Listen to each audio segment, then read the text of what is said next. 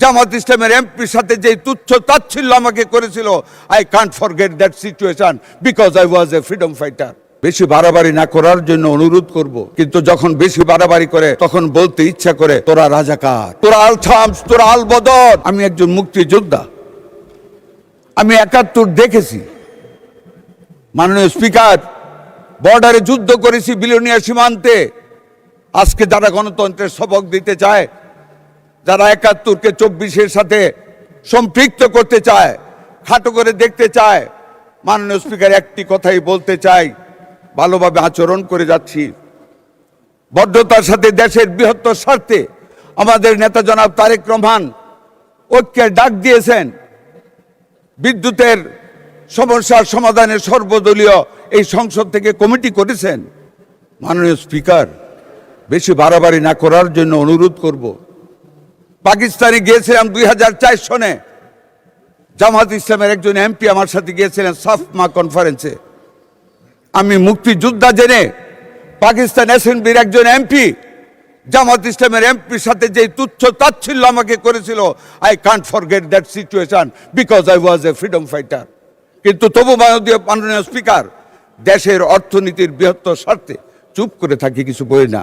কিন্তু যখন বেশি বাড়াবাড়ি করে তখন বলতে ইচ্ছা করে তোরা রাজাকার, তোরা আল থামস, তোরা আল বদর। মাননীয় স্পিকার, স্বাধীনতার পরে ধানমন্ডির ২ নম্বরের সেই সাদা ভবন হোয়াইট হাউস দেখেছি। হল থেকে একটি নান রুটি নিয়ে যেতাম আমরা, ছাত্রদের দল। একটি হাত বাড়িয়ে দিত সেই দর্শিতা বোনেরা। যেই মেয়েটির হাত সেই বয়সে হওয়ার কথা ছিল গোলগাল, সেই মেয়েদের হাত ছিল দুর্গন্ধে ভর্তি, চামড়া ছিল উস্কো খুস্কো। তারা দর্শিতা, কারো বুকে ছিল ৮ মাসের সন্তান, কেউ ছিল অন্তঃসত্ত্বা, জীর্ণ শীর্ণ চেহারা। আজকে যদি আমাদেরকে বেশি খোঁচানো হয়, মাননীয় স্পিকার, সেই ইতিহাস আমরা ভুলে যাইনি। আমরা মুক্তিযোদ্ধা, দেশটাকে স্বাধীন করেছি।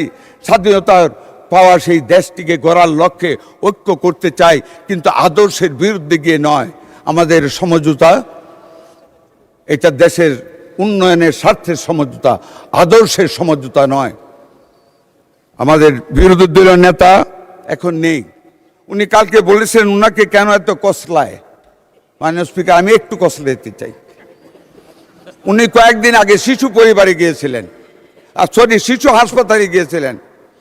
তো উনি যখন গেলেন, আমি বদ্ধতা স্বরূপ, উনি বিরোধী দলীয় নেতা, ওনাকে বললাম, মাননীয় বিরোধী দলের নেতা, আপনি তো গেলেন, আমাকে বললে তো আপনাকে রিসিভ করার ব্যবস্থা করতাম। কয় না না না, আপনার লোকজন ওইখানে মানুষ অনেক ইজ্জত করেছে।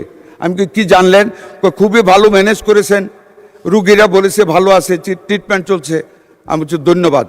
উনি তো একদিনও এই যে বিএনপি সরকারের নেতৃত্বে আমরা এত কষ্ট করে অতীতের সরকারের সকল ব্যর্থ।